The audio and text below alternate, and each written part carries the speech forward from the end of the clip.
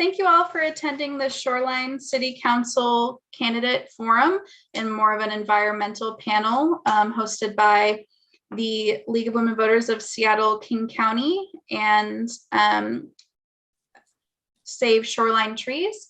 We're waiting for just another moment for a candidate, and we'll get started with you in just a moment.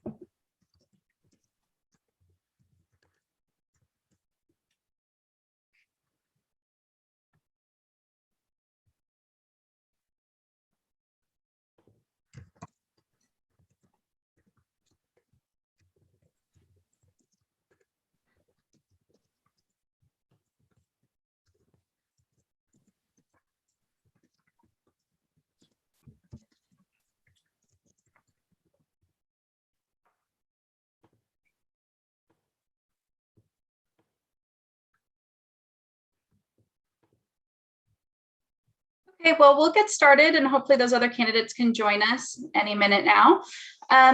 So my name's Chelsea Jordan. I'm with the League of Women Voters of Seattle, King County, and we are co-sponsoring this event for the City of Shoreline candidates with Save Shoreline's Trees. So please welcome our candidates. Right now we have candidate Laura Mork and candidate John Ramsdell. Hopefully we will soon be joined by candidate Eben Povey and candidate Christopher Roberts. So since it's candidates that are unopposed, we are running it more of a panel rather than a candidate forum. So our normal rules will still be followed in general. That will go from candidate 1 to candidate 2 back and forth, so someone doesn't have to answer the first time every time. But we'll go through some questions that have been prepared by the League of Women Voters and some questions that have been prepared by Save Shoreline Trees, and then we'll move into the audience Q&A portion about halfway through. So first of all, our candidates will have a 2-minute opening statement.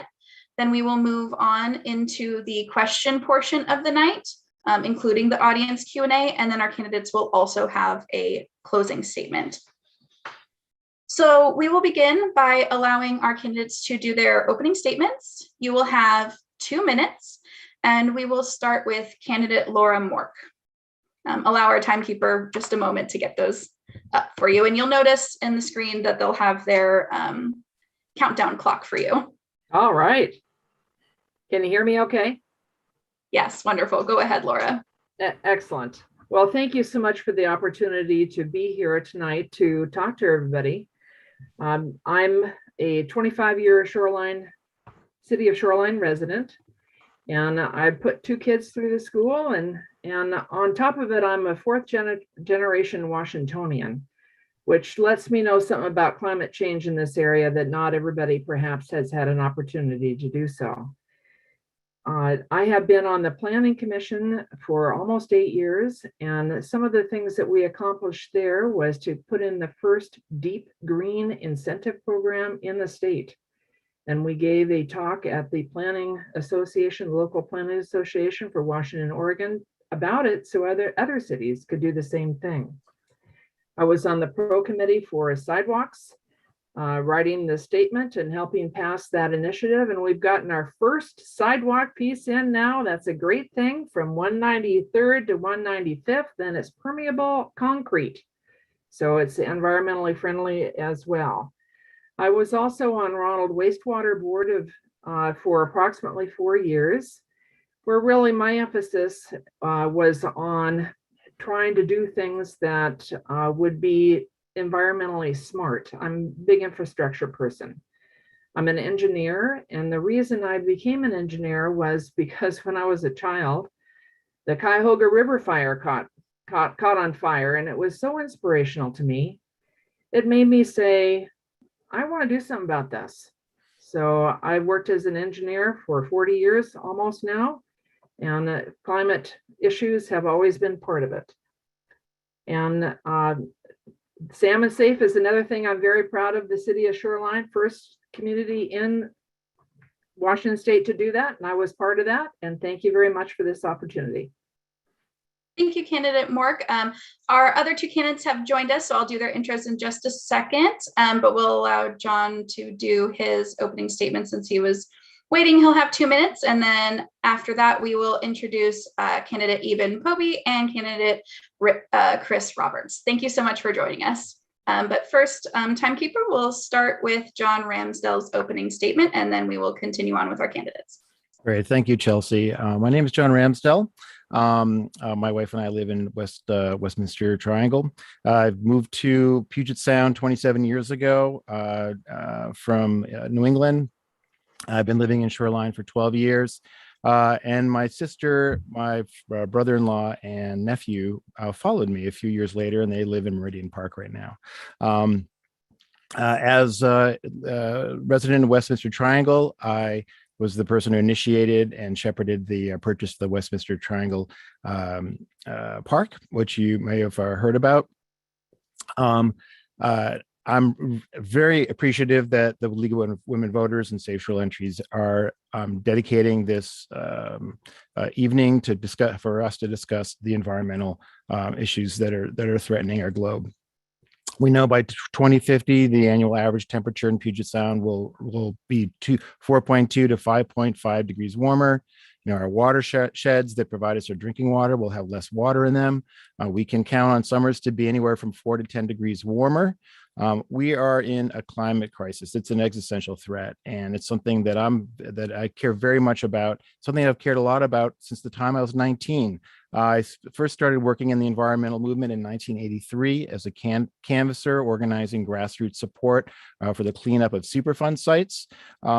With the Massachusetts Public Interest Research Group, became a field manager and program manager with the League of Conservation Voters, where I also worked on doing a regional grassroots campaign for the reauthorization of the Clean Air Act.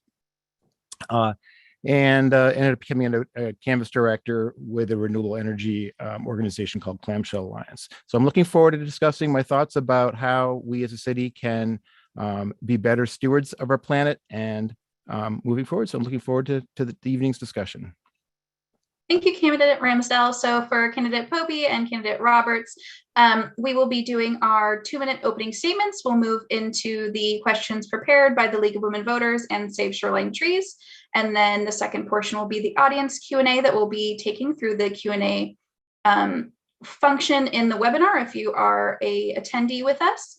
And then we will do your closing statements after that. So we'll start next with candidate Pobey. If you'd like to do your opening statement, you'll have 2 minutes. All right, thank you very much. It's a pleasure being here this evening. It's exciting, especially if you live in a state that is known as an evergreen state. And so what can we do to maintain that name is very important. So I live in Shoreline in the Hillwood neighborhood with my wife and 3 kids. And so I love being involved in the community. So in 2019, I had an appointment from Governor Jay Inslee to serve on the board of trustees at Shoreline Community College. And professionally, I'm a budget analyst, but I love being in the community and also providing art education to people who have not had the chance to travel outside the United States to experience other cultures. And I strongly believe in city government and knowing that there need to be solid trust in the policies and decisions that we make. And so it always has to be in the best interest of the people, because I am a strong person who advocates for community. And so if we put together every policy, if we do all the huge capital improvements and we do everything that they need to be done, and there's no community to enjoy that, then what's the benefit? So I stand for that. But again, I look forward to a wonderful and fruitful conversation this evening, talking about how we can make this place better than we came to meet it. Thank you. And I give you about 25 seconds back. Thank you. Okay, candidate Roberts, whenever you're ready, you'll have 2 minutes for your opening statement. Thank you. I wear lots of hats for the city of Shoreline, but I think the most important hat I wear is being a father and right now being a soccer coach. And I am on my way back from soccer practice. The kids play until dusk here. I mean, it's what we do in Shoreline. And so I will be on video here momentarily, but I appreciate being here with you, and I look forward to hearing your questions and doing my best to answer them. I'm currently on the Puget Sound Regional Council Executive Board. I'm on the National League of Cities Energy, Environment, and Natural Resources Committee. I'm on the National League of Cities Race, Equity, and Leadership Council. I'm on the Sound Cities Association Public Issues Committee. And most importantly, you're a council member. And I have always looked forward to meeting people, and I was asked this morning or this afternoon actually to meet with a fourth grader who wanted to learn more about city government. And those are the things that really excite me, and really those are good things that we do in the city of Shoreline. And I look forward to continuing to work for you as your council member. Thank you.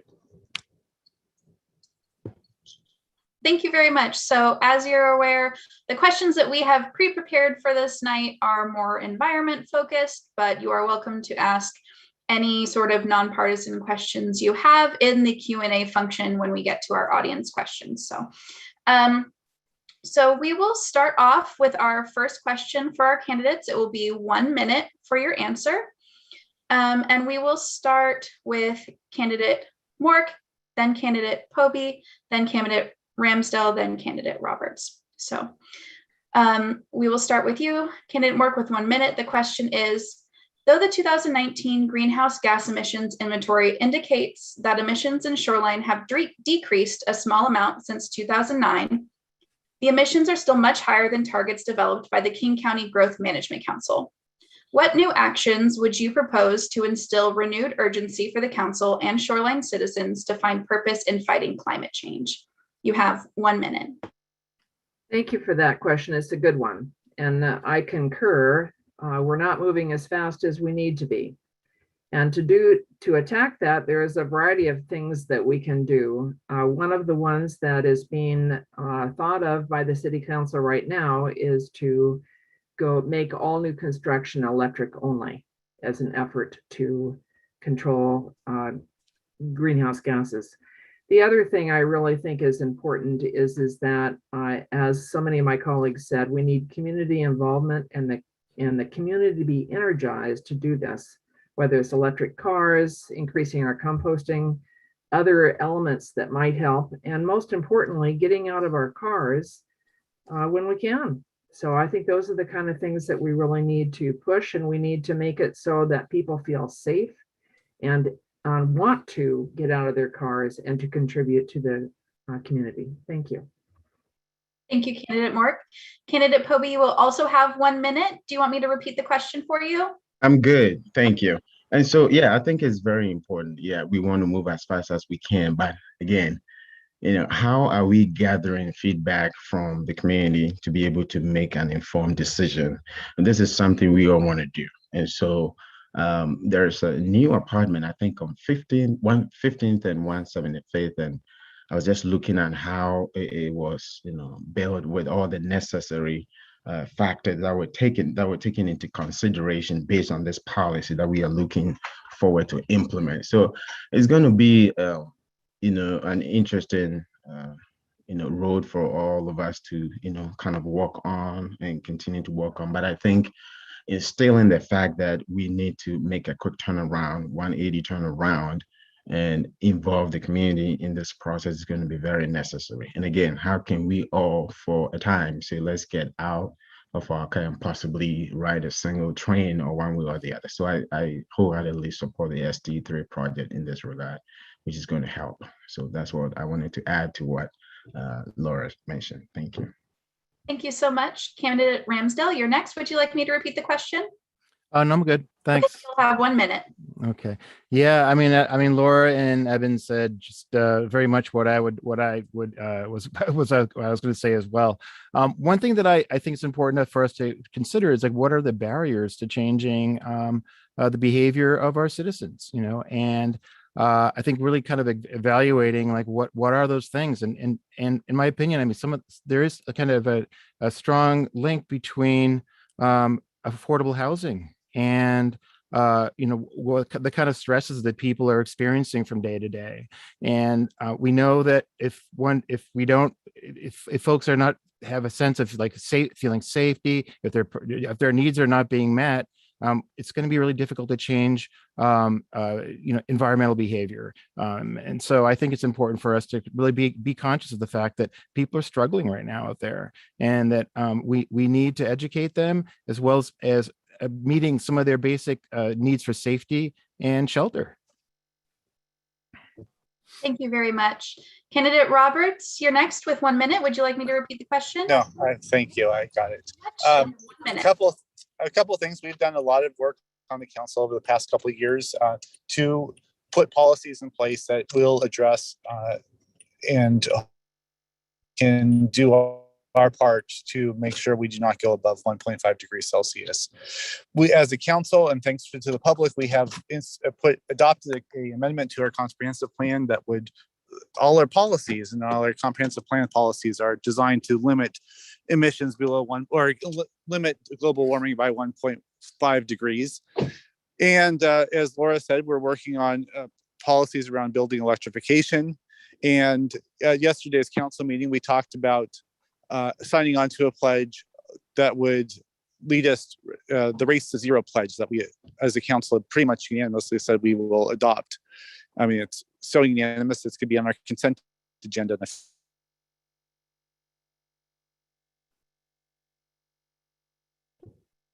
Okay, thank you so much. We'll move on to our next question. For this question, you'll have 1.5 minutes. There are many large 200+ unit apartments already being built or under construction in Shoreline. These high density buildings frequently replace up to 30 single family residences.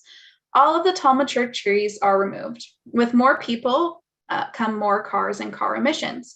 Currently, 45% of Shoreline's greenhouse gas emissions come from transportation gasoline. With continuing pandemic concerns, a majority of people will continue to drive a private car instead of using public transportation. How do you think the city should address the loss of existing mature trees which are a climate change defense, with increased greenhouse gas emissions from additional cars? We'll first start with candidate Popey. You'll have 1.5 minutes. Okay, surprise. But yeah, thank you. I just, yeah, as you were just reading the question, it was just ringing through my mind. I was looking at the park and ride, I think on 185th, just there's a giant apartment under construction over there, about 1,000 and over units that is going on. And I was just thinking, okay, this is good. But okay, let's look at the other side. How is it really taking trees away? How is it making Shoreline plain than it was, especially if you're coming from downtown and you just look at the city? It used to be very green, and then you're seeing now that there's a lot of construction on the side. And so, you know, we are losing all that. And so one thing I will always recommend, and I will be a champion of, is how can we consistently persevere? How can we just let the leadership of the city know that this is important? And so in every forum, in every decision making, how can we get involved and instill that this is necessary and important, that we need to keep this? And so I think there's a lot of great work going on, but how can we make that voice louder so much that the decision process, that will be factored in and not just be overridden? And so I'm going to really support that. Okay, this is what we want to do. How can we hammer on that so that we implement that? Yes, development is great, but can we do that whilst we also factor in other things that saves the image of the city? Absolutely. So that's what I'll go for. Thank you. Thank you so much. So next we'll go to candidate Ramsdell. You'll have 1.5 minutes. Great. Thanks, Chelsea. So my understanding is that the official tree policy for Shoreline is that there'll be zero reduction in the tree canopy. And I just kind of find that kind of a little bit difficult to believe, kind of based on all the apartments that are going up in our along transit corridors. I do want to emphasize, though, that I think one of the most effective ways to combat global warming is to be able to increase density along transit corridors. I mean, that's one thing that environmentalists have said over and over and over again, that if we allow urban sprawl to occur, that'll mean that people will be in cars for longer commutes, more greenhouse gases are going to be emitted into the atmosphere. So I think it's really in our interest, and we have a role as a community to support wise climate global policy that includes increased density on transit corridors. One thing that I've said at other forums that I've been invited to is that I don't know, I didn't mention that I have graduate degrees in mental health and also public administration. I care very much about the well-being of the community, and I think that we need to be able to balance increased apartment buildings with access to public open spaces. And right now I feel that there's some work to be done in the city to expand our public open spaces as our density increases. Thank you, candidate Ramsdell. Candidate Roberts, you are next. Were you able to hear the question? I was, yes, thank you. Okay, you'll have 1.5 minutes. Yeah, so a couple things. This is a balance that we're going to have to work with in the community. We do want trees, and as John said, we do need density, especially around our transit corridors, so we can meet our climate goals. But I will say that Councilmember Robertson and I are asking the city manager to have a discussion next year about sidewalk widths. So that's sort of a first step to recognize that we can get the right sidewalk width in the right place. And then the other thing is, I think we need to do as a city is we ought to really focus on getting and making sure we have more park space and more open space. With the Proposition 1, there is some funding for additional park property acquisitions, but as it currently is written, all the parks and all the proposed open space are only within the light rail station areas. There's no funding currently for parks outside of in more open space opportunities in the outside of 145th and 185th station areas. So I hope we can expand when we take another look at the bond the next week, that we have an opportunity to add some more funding so we can purchase properties in neighborhoods across the city so we can actually preserve more trees. Thank you, candidate Roberts. Yeah. Next, you have 1.5 minutes. Thank you for the question. I think it's really an important question. I think all four of us were big supporters of the Parks Bond. And, that is a major element for how we are. You can see the trees behind me are from Shoreview. So I think that, there is a value in our area for trees. That's why the 185th station design is of trees. And so it's something as a community has a deep meaning. That being said, as John and Chris both said, we are in a situation where we have to balance a variety of things. I don't know if you saw the emissions report from the city of Shoreline for last year, and they showed what a difference it is making with mass transit. We won't be in this pandemic always.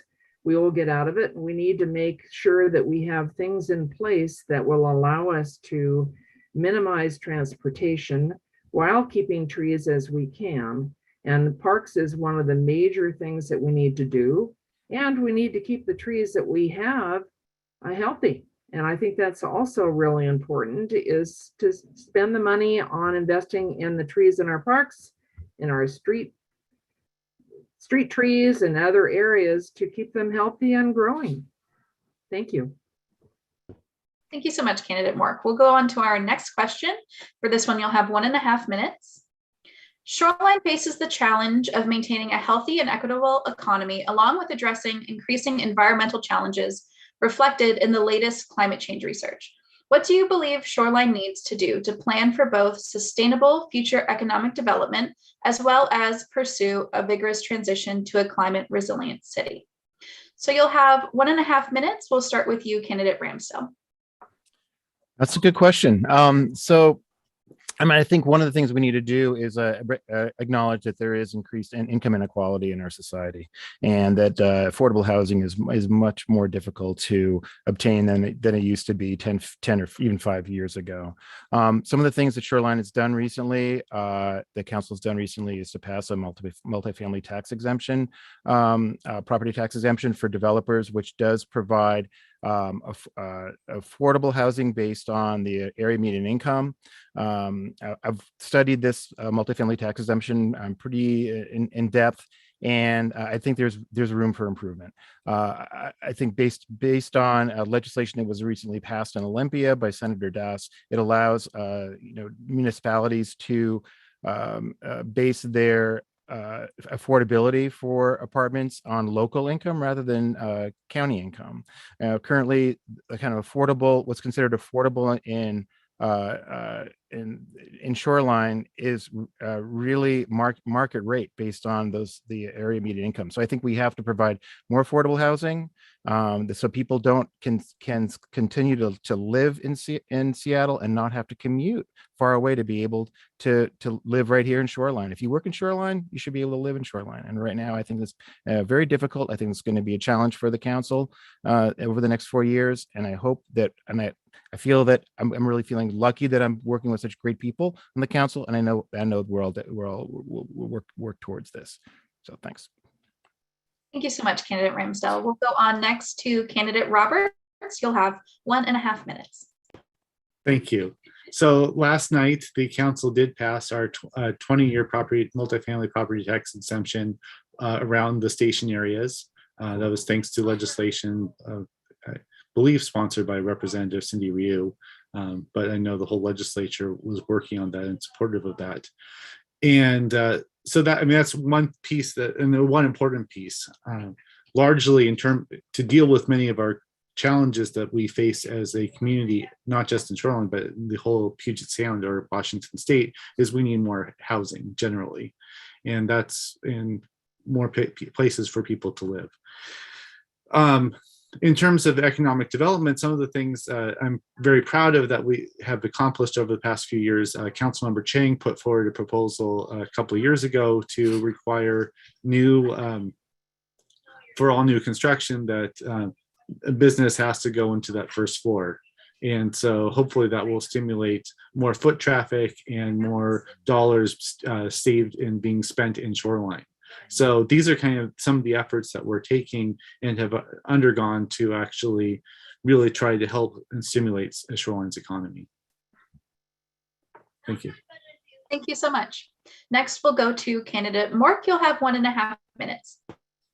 Thank you. I think that, again, it's a strong community that makes a big difference as we're working toward that.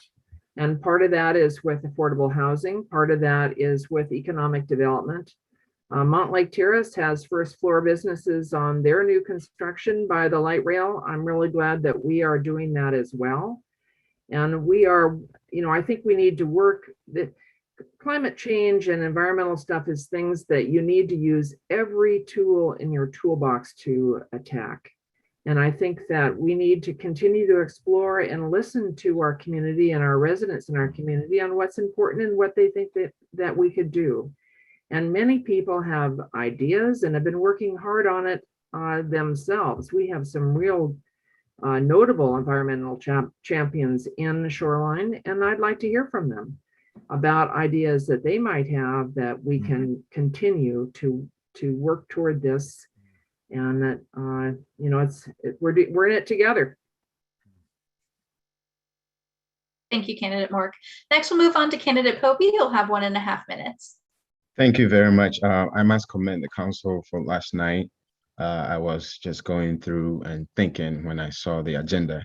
and the objective was to increase or extend it to 20 years. And so one thing I strongly believe in is coming from, business school is sustainable competitive advantage.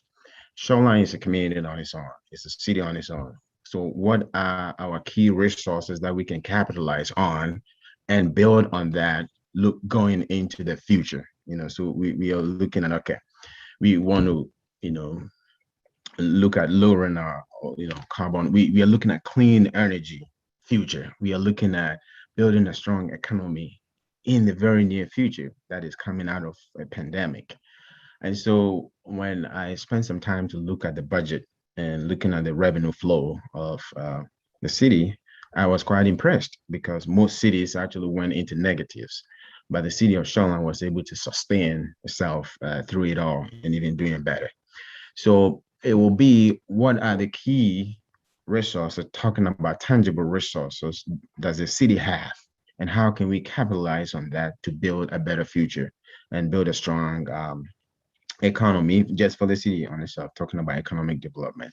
But also, how can the economic development department tap into other external resources to increase an inflow in revenue in the city as well? What can we do to attract other people to invest in the city? And I like what Mr. Ramdale said earlier on. If you live in Shoreline, you want to work in Shoreline and continue to live in Shoreline. So I strongly believe in that. Thank you. Thank you so much. Okay, we'll go on to our next question. You'll have 1.5 minutes for this one as well. As mentioned, currently in Shoreline, many permits have been issued for large multifamily apartment buildings. The current building codes and zones neighborhood business, commercial business, mixed business, town centers, and mixed-use residential 70 allow clearing of all trees and require no tree replacements. With heat intensifying in the Northwest, removal of trees will undoubtedly create more heat islands, as 90 to 95% of the developed property will likely be impervious surfaces, including asphalt, rooftops, and sidewalks.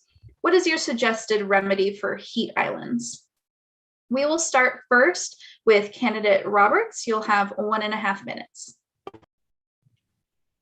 Sure, this is a great question and an important thing. We know all the studies show that largely many of the heat islands across the country often occur in poor and communities that have large percentages of minorities and other people of color. And that's something we need to address, and that's a very huge concern that we need to be aware of. A couple of things the city is doing, and first is we are working on a street tree program. We are trying to do what we can to put as many street trees in as possible. The second thing that we need to do is we are currently taking a look at our regulations around the MUR 70 zones. And I think the goal that many of us on the council have, including myself, is that we want to make sure that the buildings there and the land is used efficiently, which is not just sort of building high rises on every single square inch, but to encourage the developers to develop those properties so that there are open spaces, there are trees that are and green space areas within those properties, whether it's on the roof or on the street level, and hopefully both. And so I think these are some of the things that as we're taking a look at those MUR 70 zones, that we really want to, that I really want to address. Thank you. Thank you so much. Candidate Mork, you'll have 1.5 minutes. Thank you. One of the big things you can do is paint roofs white. Makes a big difference. I've been up there and measured the temperature, and it goes way down. Another thing that is a big factor is parks. And we've talked about parks here several times. We really need parks. We need pocket parks. We need big parks. We need parks throughout the city. Everybody should be in walking distance to a decent park to be able to enjoy themselves and cool down. I think that is really important. That it's complicated as you try to figure out how to cram a lot of people in a small area, and that's what we need to do with densification, and that's why we have 2 light rail stations. So we have to figure out what's the most efficient way to do that, and then what's the most efficient way to find places that everybody can get to, that they can forest bathe, they can be in a park, they can be around people. The other thing I would say is the Deep Green Incentive Program that I mentioned earlier is a program where there is incentives given to developers to do it in a more environmentally friendly way.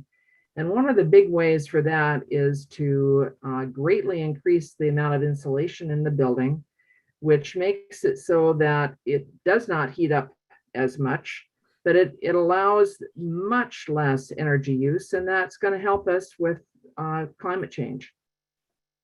Thank you so much for your answer. Candidate Kobe, you're next. You'll have Well, 1.5 minutes. Yeah, for the first time, I want you to repeat the latter part of the question, if possible. Absolutely. The question. So as mentioned, currently in Shoreline, many permits have been issued for large multifamily apartment buildings. The current building codes in zones neighborhood business, commercial business, mixed business, town centers, and mixed-use residential 70 allow for clearing of trees and require no tree replacements. With heat intensifying in the Northwest, removal of trees will undoubtedly create more heat islands, as 90 to 95% of the developed property will likely be impervious surfaces. So what is your suggested remedy for those heat islands? Absolutely. And so I think the answer is in the question. A lot of permits have been issued out without. And so what is missing is that clause that need to be included so that developers can absolutely replace trees. And so in 2018, I was one of those who were very worried about ST3 project, which was going to take down about 5,000 trees in Shoreline. And yes, we were going to plant trees. And I said, okay, these trees that we're going to plant will never meet me till I die. But I know it is for the future. So whatever we do possibly is not to benefit us for now, but it's for the future. And so I love the Deep Green Initiative. So how can we come together and say, this is what we want to build? How about we factor in all these key things? Well, one person may say we don't live 24/7 on the park. Do we need a park? Absolutely, because you have kids like me who want to step out for a few hours here and there. It is needed. But how can we all get on the same page? It may not happen, but there are certain things that we can absolutely prioritize and work on. It is necessary to surely consider trees in every thing we do. And I totally agree with that. Thank you. Thank you so much. Next, we'll go to candidate Ramsdale. You'll have 1.5 minutes. Yeah, thanks. I'd just like to reiterate a lot of what my colleagues, my future colleagues, have stated, that that parks are incredibly important. As a mental health clinician, I also and as somebody who's very interested in policy work, we know that increased density is associated with increased levels of depression and psychosis. And so one of the mitigating factors on that is access to public open space, not only for one's mental health, but also for reasons of equity. So if you've got a family who's living in one of these large apartment buildings and they don't have access to open public space, their mental health will suffer. And so that's a byproduct of something that will also help the environment. And we need to be able to preserve some of those old growth trees when possible. I think we need to implement regulations that are going to force developers to set aside a certain percentage of land that they're developing towards public open space. And any trees that are removed, they're going to have to be replaced. I do know there's some regulations in Shoreline. I just kind of looked at it earlier today, that any trees that are over 30 inches in diameter have to be developers have to submit a permit to remove those trees. So I'm kind of wondering, I'd like to take a look at that permitting process. Why are these large trees being cut down? How are these? What is the permitting process like? And why am I seeing all these huge old growth trees falling in my own neighborhood in Westminster Triangle?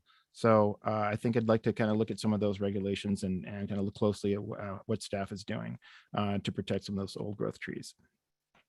Yeah. Okay, so we'll move on to our next question.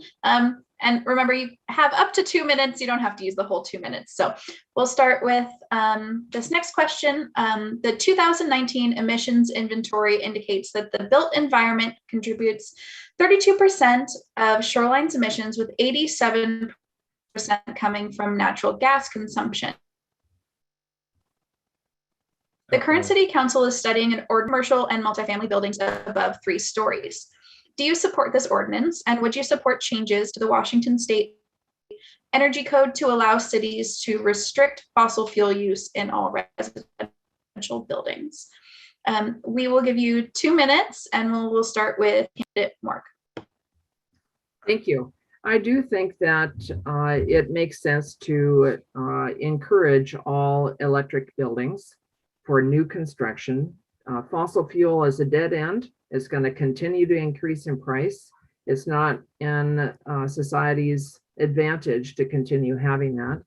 Whereas electricity, we're coming up with more and more and more ways that we can make electricity cost effectively and keep costs down. So I do support having a all electric edict for new construction. And I do think the energy code, it's just been redone. We have the 2018 energy code is now the one that we're working under. And I think that as society changes, that's something that we have to continue to look at, is how can we improve? Another thing that the city has the capability of doing is to attempt to incentivize construction that does better than electric, does better than the energy code. So I think that is a good idea.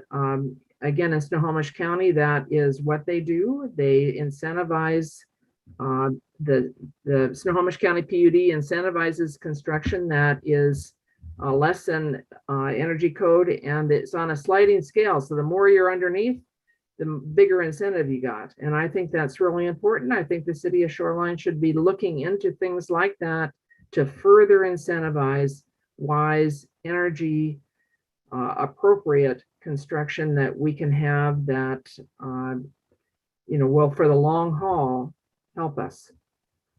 Thank you. Thank you so much. Next, we'll go to Cam.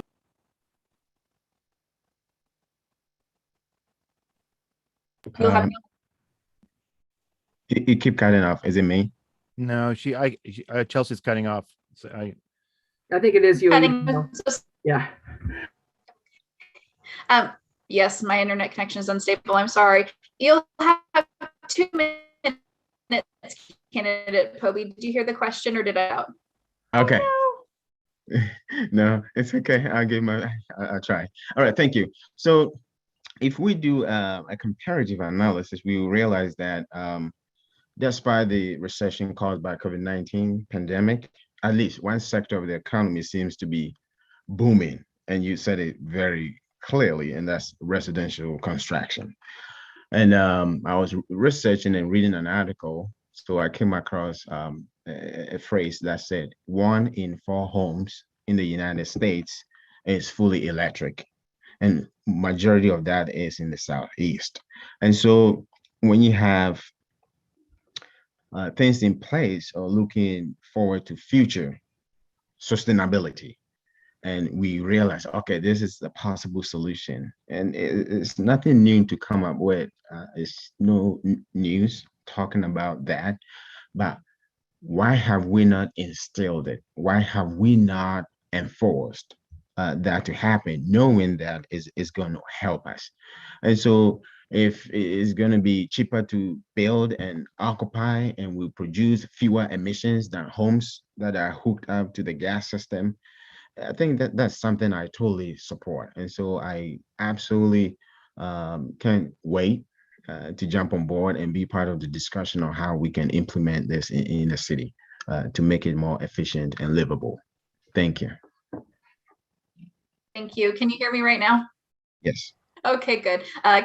Candidate Ramsdell will go to you next. I'm sorry, Chelsea, you're cutting off a lot when you were asking your question. Would you mind repeating it, please? Okay, yes, I will definitely repeat it. Can you hear me okay right now? I can. Okay. So emissions inventory indicates that the built environment contributes 32% of Shoreline's emissions, with which 87% coming from natural gas consumption. The current city council is studying an ordinance to ban fossil fuel space and water heating in commercial and multifamily buildings above 3 stories. Do you support this ordinance? And would you support changes to the Washington State Energy Code to allow cities to restrict fossil fuel use in all residential buildings? Did I come through okay? Yes, you did. Yeah, thank you so much for repeating that. You'll have 2 minutes. Sorry about Yeah, no, I absolutely support the city ordinance to require buildings more than 3 stories high to install all electric utilities and heating. I do. I think I'd like to take it a step further too for it to include residential incentives.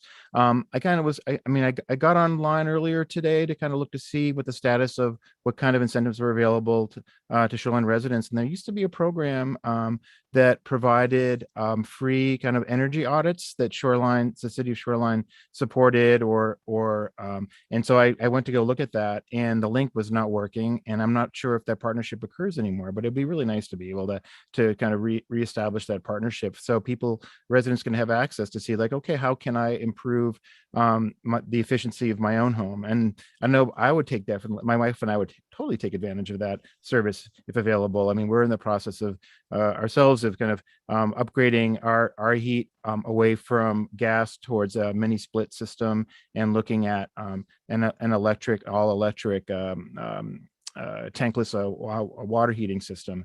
So these are some of the incentives that I think it'd be really help us, and also to kind of have an energy audit of what else can we do in our home to reduce our carbon footprint. And I would love to see a program like that start again in Shoreline.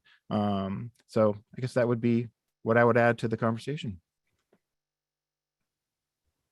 Thank you so much. Okay, next we'll go to candidate Roberts. Were you able to hear me okay with that question? I was, yes. Okay, thank The you. answer is yes, and I'm working with individuals from Climate Solutions, Stand.Earth, and I look forward to seeing what kind of legislation that Representative Alex Ramel is going to put forward this year, and I hope that our legislature support that effort. Thank you. Thank you so much. So we'll go on to our next question, which you'll have 1.5 minutes for. Per Shoreline's comprehensive plan, citizens have the right to participate in decisions that impact their rights and welfare.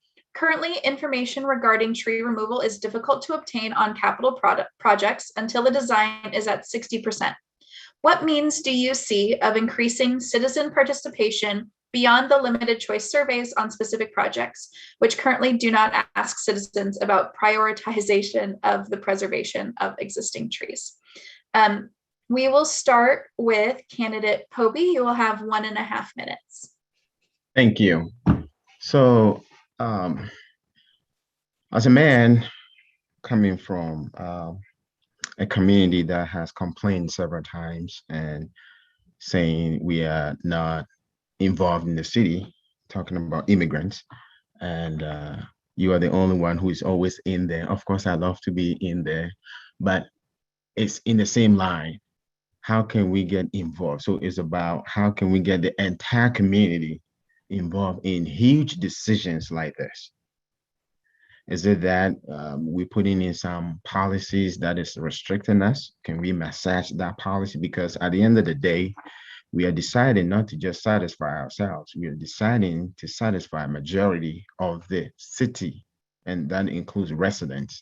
And so if we don't do data collection and feedback, and I'll just pick back on one of the huge buildings on 99 that was just implemented. I think that was I don't remember the project, forgive me, but I love the process. I loved the way community members were asked feedback, the neighborhood, and everybody came out wholeheartedly to contribute. And that's the beauty of community building. And so I think if there's anything to be done about that, to be able to collate data and feedback from the residents, it should be implemented. And so it's something I'll be more than delighted to look into. Thank you. Thank you so much. We'll go on next to candidate Ramsdell. You'll have 1.5 minutes. Right, that's a great question, and I I'm gonna love answering this question. I was and I've been a community organizer since 1983. And when I moved into Westminster Triangle, I restarted the Westminster Triangle Neighborhood Association and kind of got neighbors involved. I just love getting neighbors together. I recently attended the Echo Lake Neighborhood Association and heard a lot of really good feedback about what the neighbors were concerned about. And I think the kind of the model that we have currently in Shoreline is that folks are encouraged to come to City Hall and they have an opportunity to kind of share their opinions. But I would like to take it a step further, and for members of and I know some members of the council do this, but go to and attend regularly the neighborhood associations in their neighborhood. And I think that would be a great way of doing that outreach. And so I've been doing kind of outreach work my whole life, and I know that you get so much more information if you go to where people live rather than having those people come to you. So that's something that I as a city council member, I'm really looking forward to doing. So I think that's I'm hopefully that will kind of provide more opportunity for folks to get involved and give us some feedback. Thank you. We'll go next to candidate Roberts. You'll have 1.5. Thank you. I like what John said. I think that it has always been nice and always been welcoming to go into a neighborhood association meeting, whether it's been Echo Lake or Meridian Park or Ballinger. I think I've been to nearly all of the neighborhood association meetings, especially when they invite me. And I continue to look forward to doing that. I think there is definitely room for improvement for how the city can communicate and provide information to the public. I mean, sometimes when you have broken links, it's not working when you have broken links on your website. And sometimes it takes people from saying, hey, there's a broken link here, please fix it. And I know, so there's definitely lots more we can do. I think there's certain things that should happen. I've always advocated for permits for any kind of tree removal, and those permits are searchable.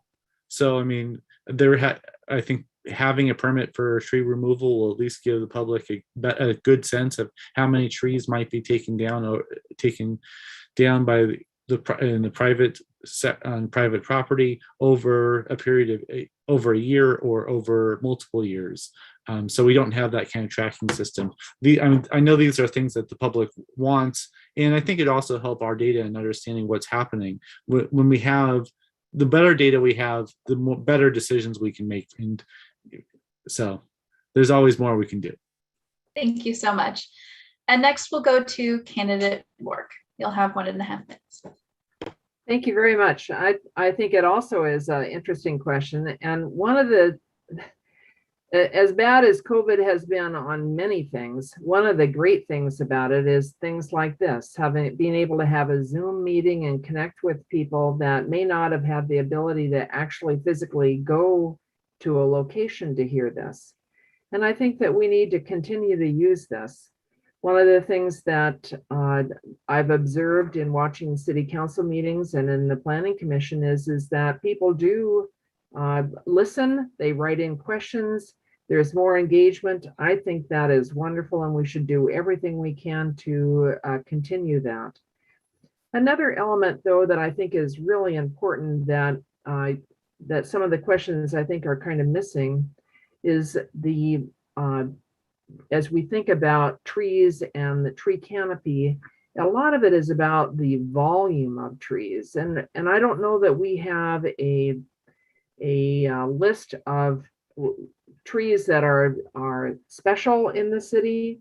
I don't know that we have an understanding of which trees have the most canopy, the greatest volume of branches. And I think that also enters into this conversation as to places that we need to really prioritize.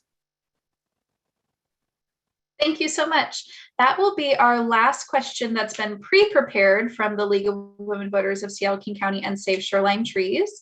We have received lots of questions to the Q&A function, and we'll get to them very shortly. So please feel free to type those in right now, as I'm just doing a mid-event event intro. I just want to remind you that this event is brought to you by the League of Women Voters of Seattle-King County. We are a nonpartisan political organization who encourages informed and active participation in government and works to increase understanding of major public policy issues and also influence policy through education and advocacy. Save Shoreline Trees brings neighborhoods together for a common cause to preserve our tall conifers and native tree canopy, which provides health benefits and helps mitigate climate change. Save Shoreline Trees believes these trees belong to all of us, and we have the responsibility to speak for the trees by voicing our concerns. We will try to get through as many audience questions as we possibly can. So we will start with one submitted at the very beginning of the event, and I'll give you all 1 minute to answer. We will start with, what are your thoughts about creating a business-friendly environment? You'll have 1 minute, and we will start with candidate. Thank you. I think that's really important. Is we all want, especially small businesses here.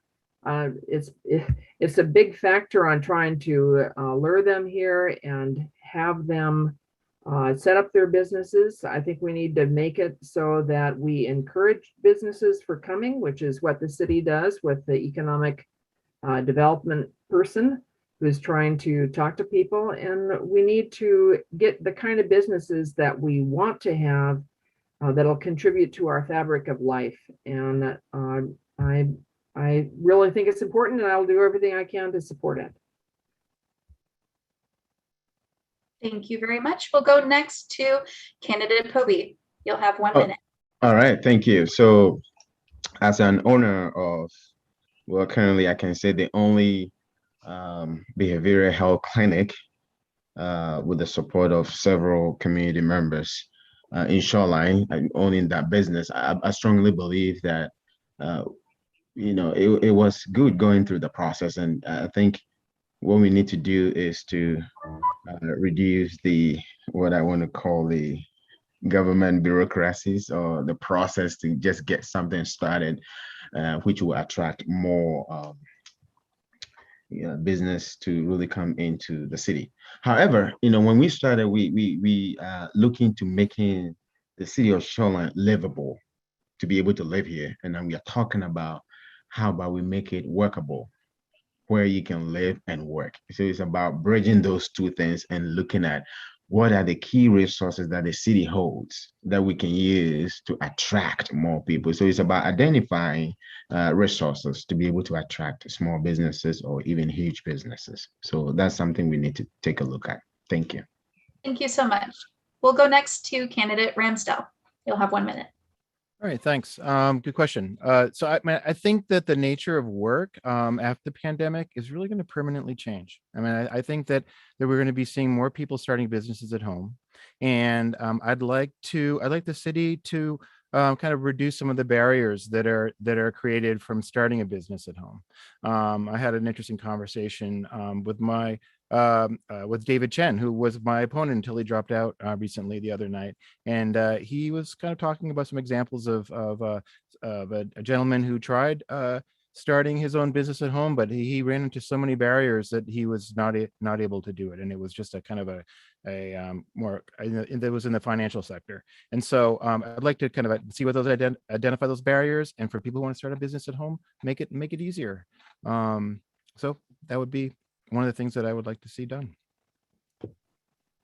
Thank you so much. We'll go next to candidate Roberts.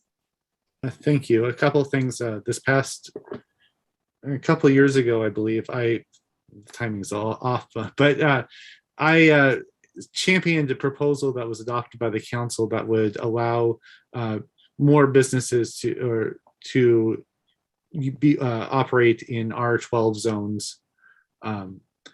Because that sort of makes sense. Especially as we see home businesses growing, and as Evan and John talked about, there are challenges of starting a business from home, and especially when you expand that sort of first expansion, and you might be too big to sort of legally operate under your home, and that's something we need to think about. But I think that a couple of things that we need to do broadly is I still believe in our former economic development director's thoughts about placemaking brings people to and businesses to Shoreline.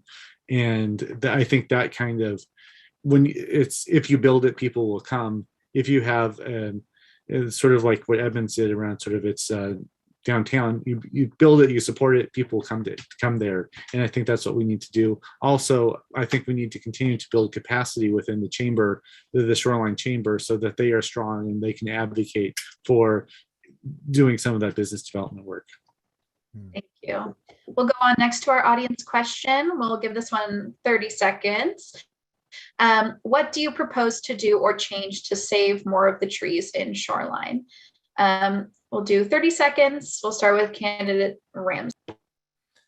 Yeah, I mean, I think, I mean, I'm such a strong proponent of parks. I mean, having started the Westminster Triangle Park, I mean, I would be, and I think I mentioned earlier before, like making sure that regulations for new development include a certain percentage of that land being set aside for parks.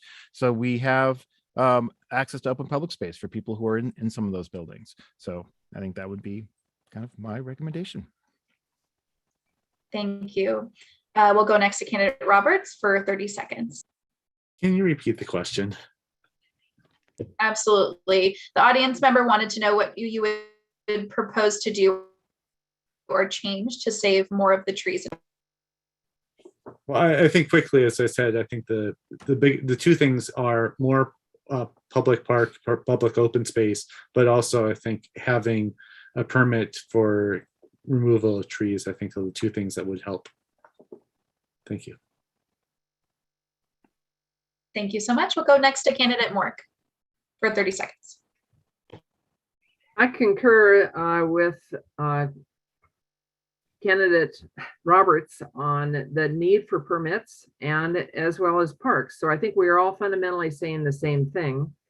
It's really important to have, part of it is just the community flavor. We want trees, and I think as a community, so many of us moved here because of schools and trees, and we want to keep that community flavor. And so, I think that is not controversial. We need to keep pushing. Thank you. And then next candidate, Phoebe, you'll have 30 seconds. Well, thank you very much. I like the permit idea, of course. And then I also know there's a fine in place where if a developer removes a tree that is not supposed to, but whereas he's able to haul out a lot of trees and use that same amount of money to pay back the fine, then what do we get out of that? So I strongly support the permit, especially, and if possibly increase the permit in such a way that it will hurt so bad. And so thank you. Thank you so much. We'll go on to our next audience question that we will also give 30 seconds. An audience member would like to know if walkway designs that include natural drainage techniques to prevent street runoff from reaching our salmon streams are in the works and your thoughts on them. We will start with candidate Roberts for 30 seconds. Could you hear me okay? Yes, I did. So, I mean, some of the things we do need to make sure our waterways are clean. In front of my house, currently there is Ballinger Creek, and that's just sort of one of the many streams throughout Shoreline. So I think we're really doing a good job on our surface water plan to really create, to really clean the water before it goes in. Former Councilmember Way was a big champion of that, and on promoting silva cells. And so I think that it's a program that we're still continuing. And I mean, I think that it's just to take a lot of work and a lot of effort to really develop the stormwater system that really reflects our values and sort of to meet the current permits by the Department of Ecology. So, I mean, so there's still a lot to do, and I think that I think the plan is right to get to where we need to be to preserve salmon. Thank you. Yeah, thank you so much. And so next we will go to candidate Mork. Maybe this needs more than 30 seconds. Yeah, it did need more than 30 seconds. stormwater is a really important thing, and it's something I'm personally very interested in. I've been at many things asking questions. One of the first things I think that the city can do is increase the rebate for putting in your own rain garden, because I think we need to encourage that. And I think that, we have a variety of places, we have open ditches in some places, and, we have opportunities to make stormwater a better solution. And it's something that's very, very important. And the city has a lot of infrastructure that is going to need to be put in, because in 1960, they didn't think about stormwater. Thank you. Thanks so much. We'll go next to candidate Poby. Thank you. So when I think about a lot of capital improvements, this is something that it was always at the back of my mind. Are we looking at, making this a priority? Are we looking at making sure that, as Laura mentioned, we have open ditches and all that. So how are we factoring all this when we are talking about huge capital improvements? Are we factoring all those necessary things in? It's something that I'm passionate about, to look into what can be done to make it better. Thank you. Thank you. And next we'll go to candidate Ramsdell. Yeah, I mean, stormwater has been a concern of our environmentalists in Puget Sound for a long time. I mean, this salmon runs have been suffering. We can see the effects of the salmon runs on the health of our resident orcas. So I think there's some interesting processes to address that, better filtering of the water runoff. I've seen some interesting chicane designs in Seattle. I'd love to see some of those designs implemented here in Seattle, in Shoreline. Okay, thank you so much. I'll give you longer for this question. So another audience member wants to know, how prepared do you think the city is to react to a natural disaster like a major earthquake? And if we are not, how could we be? I'll give you a minute and a half for this one. We will start with candidate Poby. Thank you very much. So I used to work for Pierce County as a budget analyst for Department of Emergency Management. And throughout the years, I learned a lot. And so I know that the former DEM manager for the city of Shoreline, we met several times because I was interested in the plans that the city is putting in place to be able to, rightly, as he said, how can we survive, any of these unforeseen circumstances that is mostly beyond human control. And so how about we see a plan? Where can we run to? Is there any plan in place to be able to do that? So I think it would be very key for us to reach out to DEM manager, who is city staff, and find out, is there any plan in place for that? And so it's a great thing for us to look at. Thank you.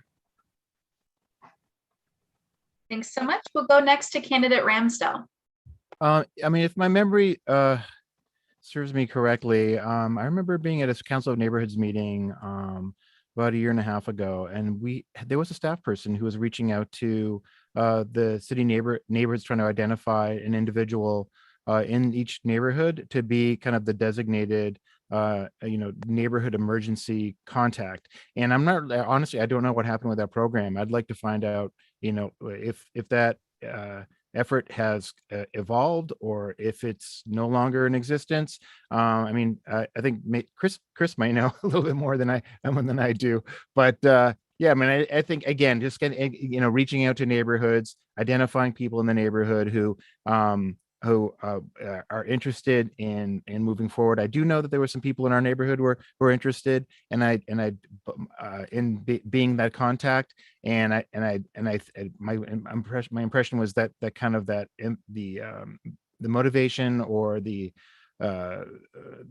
work that was going to be done by the staff never happened. So I'd be curious what happened with that program. But I think it was a great idea. It just didn't seem to get off the ground. Thanks so much. Next, we'll go to candidate Roberts. Sure, I think I might be able to answer that a little bit. So some of that work is ongoing.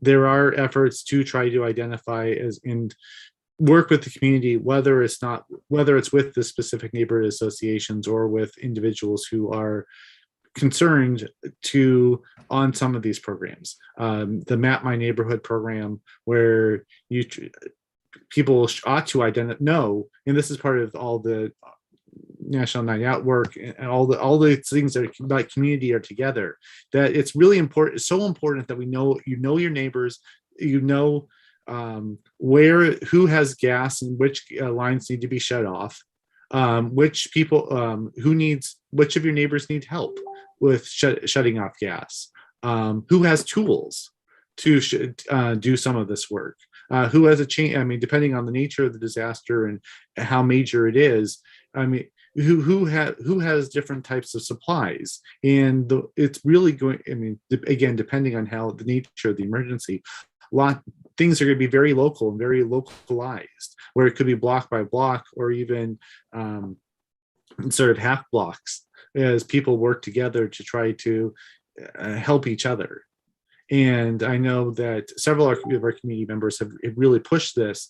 Briarcrest has done a great job as a neighborhood association doing some of the work of Bill Bear and other people really trying to focus on community building and sort of this very local and very hyper local community building is important. I know Bill talked about at one point, was talking about tool libraries that we should all have. So if someone needs something, whether it's an emergency or just sort of generally, people know where to have access to those kind of things. The city has drills. Sort of broadly, the city has drills with other neighborhood jurisdictions on a regular basis, and there's a lot of,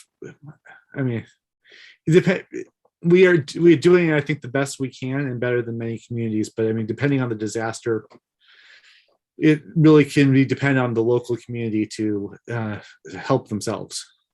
Thank you so much. We will go next to candidate Mork. Thank you. So on Ronald wastewater, this was a big issue. And one of the things that King County has done and the state of Washington has done is been working on implementing an early warning system for municipalities and special service districts like water and sewer districts, so that they have a little tiny bit of advance notice to be able to respond and can plan it through. And that's really what my colleagues and I are talking about, is trying to think ahead of what kinds of things can we do that'll make it most survivable, the easiest way to do it.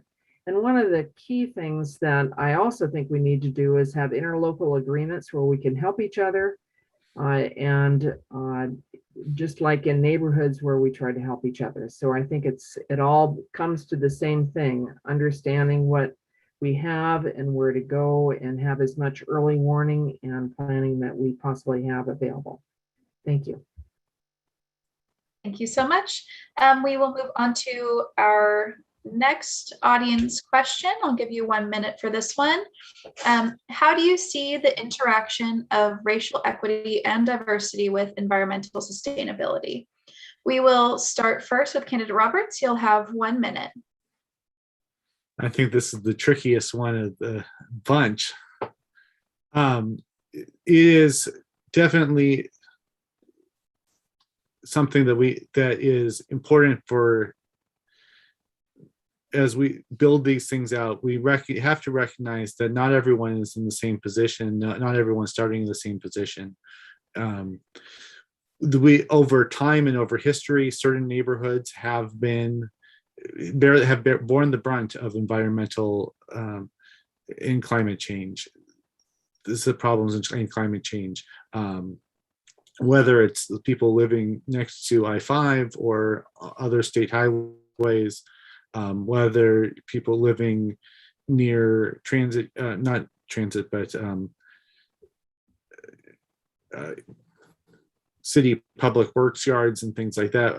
Where you have contaminants and other things sort of moving through the neighborhood on a regular basis, and often those facilities are located in particular neighborhoods, and so that kind of equity needs to be addressed and sort of dealt with. And so the mitigation, how we mitigate, really will be neighborhood, can and ought to be neighborhood dependent. We also recognize that when we think of moving towards electricity, moving towards more efficient home building, that again, certain people are in a position to move to electric. I was able to, and our family was able to move from a oil tank to a heat pump this past year. But I know not every family, not every property owner is able to do that. I'm getting the cutoff signal. No, I know. It's so hard to fit it in. We're just getting close to our end time. So we'll go next to candidate Mork.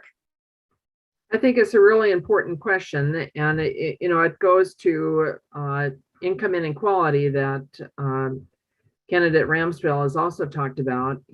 Part of it is just not being around places where people idle big trucks for a long time, and you have all that diesel fumes. So we need to you can set regulations that say thou shalt not idle your truck for this long in any place, and that will help in those kind of situations. It's really important that people feel that the rules that and the environment that applies in rich neighborhoods applies in their neighborhood too. And I think we need to look at different opportunities to try to make that happen. And thank you. Thanks so much. We'll go next to candidate Obi. Thank you very much. I think to truly achieve an equitable, fair, and greener future, we must look at everything, including racial equity. It's very important because we can say that there's absolutely a connection that is inextricable, basically. And so the communities that are most impacted by possibly racial injustice, the same communities that are most impacted by climate change and climate injustice. And so how can we not deny the facts, but look at both such key intertwined factors and look at how best we can resolve or make strong efforts to resolve so that there's equitable living for everybody. And so that is something important we have to look. It's not just a one-time solution. Why don't we do this and it will just solve it? No, it's a process. And so if we can start practicing what we call the intersectional environmentalism, I think that is very helpful, and it's going to be very helpful. And there's no time to really extend on that, but I think it's a key thing for us to look at both together. Thank you. Yes, thank you so much. And we will finish with candidate Ramsdell. And I'm sorry to make you do this, Chelsea, but would you mind repeating the question again? Oh, absolutely. The question was, how do you see the interaction of equity and diversity with environmental sustainability? Great. Yeah, that is a great question. And I mean, kind of bringing the theme that I brought up before that Laura also mentioned was income inequality. And I mean, one of the barriers, I'm putting on my mental health cap and kind of thinking about Maslow's hierarchy of needs. And if you don't have your safety needs met, if you don't have your physiological needs met, and often those are folks who are in poverty, who are less well off, it'll be more difficult to implement some of the behavioral changes that we would like to see to be able to solve our climate change problem. So I do think the government has to play a role in helping these folks. I mean, one thing I didn't mention earlier, which I was hoping to, is like BIPOC businesses during the pandemic have been extraordinarily hit hard. So I think that we do need to provide a little bit of a leg up, some additional help, whether it's loans or some expertise help to help some of these businesses get their feedback on the ground. But I think being able to provide help to those people who are less fortunate, to help them get to a point where they feel safe, They're not worried. They're ready to make some behavioral changes is going to be critically important for the city council. Thank you so much. So we will move on now to our closing statements, just in the interest of time and in honor of your time, our audience and our candidates' time. I'm so sorry to those of you whose questions we weren't able to get to. Hopefully you will have other ways to get those answered as the election season goes on. So we will go on now to our 1-minute closing statements. We will start with candidate Roberts. You may go first. Thank you, and I enjoy answering your questions today. I will say a couple things. First, please register to vote and make sure your friends and neighbors are also registered to vote. We have a great system of elections here in Washington State, and we have you're able to register to vote until through to election day. So please do that. And also for everything that you're concerned about, please take these issues to the council. We are very nice people. I don't bite. And so please come to us, bring your concerns to us, and we will address them. Whether it's about trees or whether it's about how we can do more to support home-based businesses, we want to hear your ideas.